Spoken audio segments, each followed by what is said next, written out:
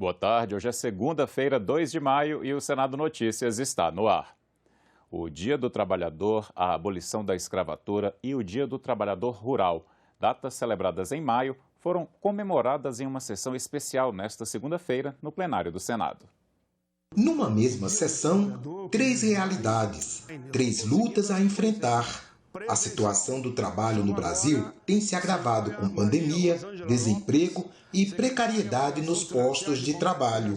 A redução da renda levou a perdas, inclusive na alimentação. Metade dos brasileiros passa por uma situação de insegurança alimentar, ou seja, não tem acesso ao alimento para todas as refeições do dia, pelo menos 3 refeições no dia a dia. E isso é muito sério, e se a gente considerar que a maior parte desses brasileiros são trabalhadores ou são dependentes de trabalhadores, a gente vê como que se a gente não resolver o problema dos baixos salários no Brasil, a gente não vai sair dessa situação difícil que nós estamos passando, né? As situações de escravização da mão de obra continuam Brasil afora. As operações de resgate também. 443 operações e em 196 dessas operações nós identificamos trabalho análogo de escravo. Se o Brasil quer crescer e se desenvolver como nação, precisa construir soluções. Se nas cidades a situação do trabalho está ruim, no campo não é diferente. Esta participante denunciou as mazelas. Mudanças que também precisam acontecer para as trabalhadoras e trabalhadores rurais. Trabalhos forçados, jornada exaustiva, servidão por dívida e condições degradantes estão presentes em vários recantos do Brasil. O Ministério do Trabalho e Previdência vai lançar um programa para sensibilizar a sociedade como um todo e melhorar as condições do mercado de trabalho. É um programa gestado no âmbito da Inspeção do Trabalho e que vai levar orientações e instruções para trabalhadores, empregadores e suas organizações. Vai ofertar também ferramentas tecnológicas com o objetivo de promover o trabalho decente, de modo que nós tenhamos a capacidade, enquanto país, de alcançar o nosso objetivo maior, que é a erradicação do trabalho infantil, a erradicação do trabalho análogo de escravo e a redução dos nossos acidentes de trabalho. Para um presente decente e promissor, o Brasil precisa enfrentar a herança de atrasos. Reportagem exibida no começo da sessão mostrou uma senhora negra resgatada na Bahia. Ela foi mantida em situação análoga à de escravo durante mais de 50 anos. Abusos levaram-na a aceitar a imposição racista sobre ela. Na fala e no choro, a ideia de inferioridade. Sua mão é linda, sua cor é linda, olhe para mim. Aqui não tem diferença, pode ter aqui, o tom é diferente. Mas diferença aí, ó. Olha a cor, olha a sua e olhe para mim. Essa diferença aqui de cor, mas você é mulher, eu sou mulher, os mesmos direitos e o mesmo respeito que todo mundo tem que ter comigo, tem que ter com você. Ainda sobre o Dia do Trabalhador, o presidente do Senado, Rodrigo Pacheco, celebrou no Twitter as manifestações feitas no domingo e condenou atos que pediam o fechamento do Supremo Tribunal Federal e intervenção militar. Ele escreveu, você vê agora, manifestações populares são expressão da vitalidade da democracia, um direito sagrado que não pode ser frustrado, agrade ou não às instituições. O 1º de maio sempre foi marcado por posições e reivindicações dos trabalhadores brasileiros. Isso serve ao Congresso para sua melhor reflexão e tomada de decisões. Mas manifestações ilegítimas e antidemocráticas, como as de intervenção militar e fechamento do STF, além de pretenderem ofuscar a essência da data, são anomalias graves que não cabem em tempo algum. E daqui a pouco continuam as atividades no Senado, que tem sessão plenária e reunião em comissão. Vamos ver então a agenda aqui no telão. Às 14h se reúne a Comissão de Direitos Humanos, que deve votar projetos e, em seguida, fazer uma audiência pública sobre denúncia de mortes invisíveis. E às 17h, o plenário se reúne novamente, desta vez para comemorar os 30 anos da Associação Brasileira de Promotores de Eventos. As votações no plenário começam amanhã, na sessão que está marcada para as 4h. Vamos então ver no telão. O primeiro item dessa pauta de amanhã no plenário inclui a economia solidária entre os princípios da ordem econômica na Constituição. Também pode ser votado o projeto que declara de relevante interesse público da União a passagem de transmissão de energia elétrica por terras indígenas. Outro projeto trata dos gastos com publicidade dos órgãos públicos no primeiro semestre de ano eleitoral. E os senadores também podem votar amanhã a criação do Dia Nacional em Memória das Vítimas de Trânsito, 7 de maio. Como vimos na agenda, está na pauta do plenário o projeto que trata dos gastos do poder público com publicidade em ano eleitoral. Pela legislação atual, em ano de eleição, os governos municipais, estaduais e federal têm um limite de gastos com propaganda institucional, que é a média do que foi gasto no primeiro semestre dos 3 anos anteriores ao ano das eleições. O que o texto propõe é que o gasto com propaganda institucional seja de até 6 vezes essa média, incluindo o primeiro e o segundo semestre desses 3 anos. O texto prevê ainda que os valores sejam corrigidos pelo Índice Nacional de Preços ao Consumidor, o IPCA. À medida que você possibilita que tenha um aumento dos gastos, de propaganda institucional em período eleitoral, necessariamente você está gerando um desequilíbrio na disputa, porque o gestor, aquela pessoa que já tem um mandato eletivo, que está ali já na máquina pública, já tem a máquina na mão, ela vai se beneficiar dessa propaganda institucional em face de outra pessoa que vai entrar na disputa e por vezes não tem ali todo esse aparato ao seu dispor. Apesar de a legislação eleitoral vedar propagandas do governo 3 meses antes das eleições, o projeto libera as campanhas contra a Covid-19. O texto muda também as regras para licitação e contratação de serviços de comunicação institucional, incluindo a comunicação digital. Antes, esses serviços eram licitados pela modalidade de menor preço. Pelo projeto, essas licitações passam a ocorrer na modalidade de técnica e preço, ou melhor técnica. A técnica é importante para que a administração consiga selecionar quem de fato vai conseguir entregar o serviço conforme a demanda, evitando possíveis problemas que incorram aí da seleção de uma empresa, de uma contratada, apenas por conta da precificação de serviços. Chegou ao Senado a medida provisória que torna o Auxílio Brasil um benefício permanente, no valor de R$ 400 por família. Se ela não for aprovada até o dia 16 de maio pelo Congresso, ela perde a validade. Os deputados aprovaram a medida provisória na quarta-feira. O texto, que agora será analisado pelos senadores, cria um benefício extraordinário complementar do Auxílio Brasil para que ele chegue até o valor de R$ 400. Essa já era uma mudança esperada desde a criação do benefício no ano passado, em substituição ao Bolsa Família, que tinha o piso mínimo de R$ 217. Mas a Câmara ainda aprovou uma alteração ao texto que veio do Planalto, a transformação do Auxílio Brasil em um benefício permanente.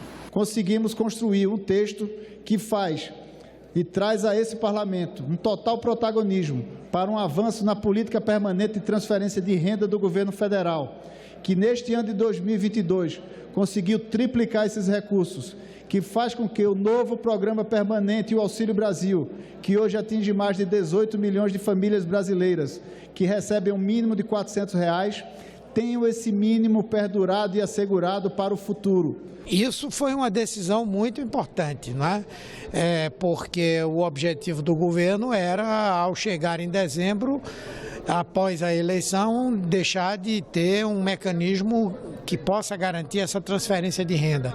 Com essa decisão, nós teremos condições, se Deus quiser, com a mudança de governo, discutir os valores, mas o desenho institucional já estaria boa parte feito, É óbvio que é fundamental que mesmo como 400 ele já tem condição de ajudar muita gente que está necessitando. A pobreza, a fome, a miséria aumentaram muito, mas sem dúvida precisaria ser um pouco maior.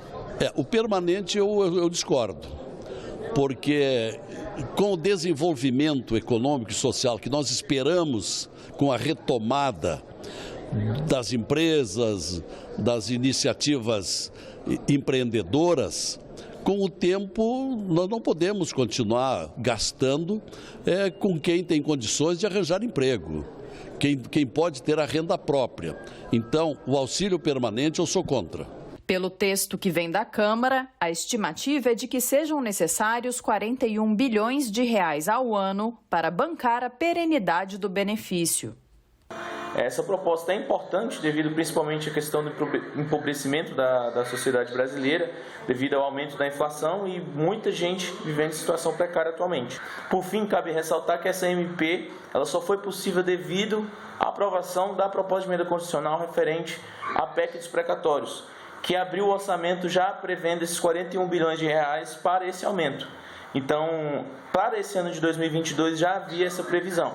Porém, agora, para os próximos anos ainda é incerto qual vai ser o impacto inflacionário e os prejuízos que essa medida pode aferir aos cofres públicos, cabendo aos próximos gestores, os titulares da pasta do Poder Executivo daqui para frente, criarem projetos que vão ter que abrangir esse plano certamente daqui para frente, já que a MP tornou o programa definitivo. Eu defendo a responsabilidade fiscal e financeira, a responsabilidade com o dinheiro público, mas eu não defendo política ortodoxa de pagamento de juro em detrimento das pessoas, política ortodoxa que prevê superávit primário em detrimento das pessoas.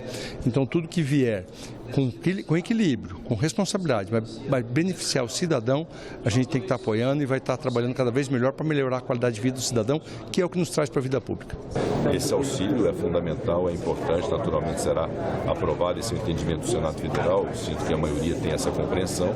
E em relação ao valor, eu imagino que haja já uma tendência de se manter o valor que foi pactuado, até porque de nossa parte do Senado Federal nós temos uma grande responsabilidade fiscal também. É muito importante dar assistência às pessoas que precisam, para isso que significa e serve o auxílio, mas é muito importante também termos a responsabilidade fiscal, porque vivemos um momento de muita instabilidade, muitas dificuldades, e essa responsabilidade fiscal é fundamental.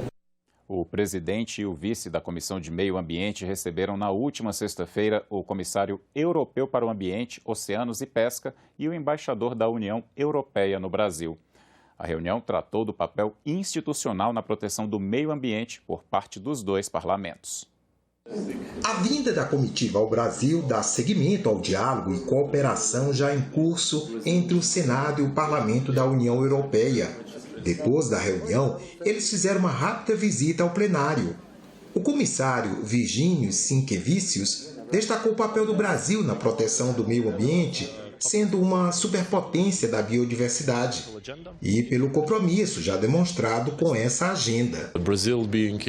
Os europeus estão preocupados com o lixo nos oceanos e as ameaças à preservação da fauna e da flora marinhas. O senador Confúcio Moura comentou outros tópicos tratados na reunião. Também a questão da destinação do lixo, a questão da eficiência energética, do sequestro de carbono, do desmatamento, todas as políticas de mãos dadas da sustentabilidade ambiental. E o papel fundamental do Parlamento brasileiro, do Parlamento europeu, justamente na construção de todo esse cenário positivo, sustentável, de controle ambiental. Para o presidente da Comissão de Meio Ambiente, o potencial dos recursos naturais que se vê entre nós chama o Brasil à responsabilidade. É óbvio que o Brasil, pela nossa riqueza de biodiversidade, pelo nosso potencial de florestas, de água, de costa no Oceano Atlântico, evidentemente que está sempre no olho do furacão, principalmente no atual governo, que tem uma pauta ambiental muito negativa, muito negacionista e que fez aumentar as queimadas na Amazônia como nunca a gente viu na história recente, ou mesmo na história geral do país. E a preocupação do mundo, na minha opinião, é mais do que pertinente, que tudo que se faz de ruim ao meio ambiente aqui ou em qualquer lugar, ele interfere no planeta como um todo.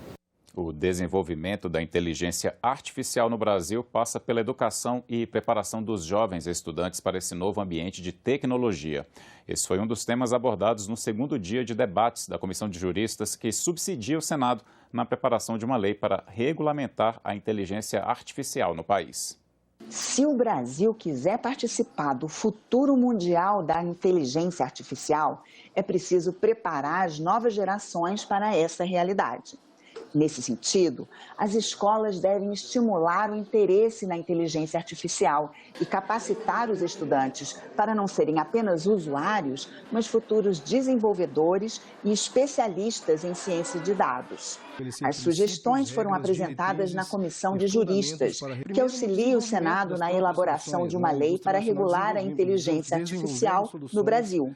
Os especialistas citam o exemplo dos Estados Unidos, que incorporaram na grade curricular da educação básica matérias de ciência da educação e habilidades de pensamento computacional. São previstas ações estratégicas que devem ser incorporadas ao substitutivo que essa comissão deverá elaborar, particularmente voltadas a estimular o interesse dos brasileiros por disciplinas do grupo de STM, Matemática, Ciências, Tecnologia e Engenharia. E aqui fazemos uma colocação importante, em português. Se nós não nos preocuparmos agora com a capacitação, a preparação desses jovens, daqui a 10, 15 anos, eles estarão sentados aqui para estabelecer políticas e estabelecer regulamentos que disciplinem esse novo ambiente. Então, acho que faz todo sentido a preocupação que a doutora Mariana trouxe de termos na legislação a preocupação de incluir nos jovens, incluir na educação, essa preocupação de preparação para essa nova tecnologia, esse novo ambiente de gestão, de governança de dados.